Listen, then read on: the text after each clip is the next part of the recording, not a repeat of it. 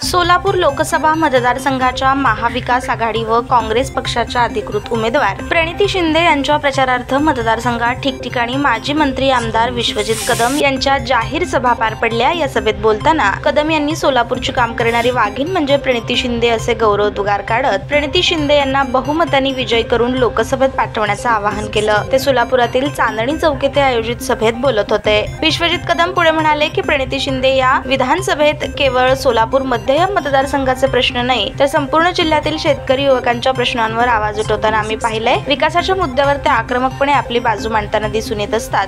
विधानसभेत त्यांची उपस्थिती लक्षणीय दिसून येत होती। ग्रामीण भागातील शेतकऱ्यांचे प्रश्न सुटले पाहिजेत, पाणी वीज रस्ते सोडवण्यासाठी ते आग्रही असतात। जनतेचं काम करणाऱ्या सोलापूरच्या त्या वाघीण आहेत, त्यांनाच मतदान करण्याचं आवाहन यावेळी कदम यांनी केलं। ताज्या बातम्या पाहण्यासाठी प्राईम महाराष्ट्र न्यूज चॅनलला सबस्क्राईब करा।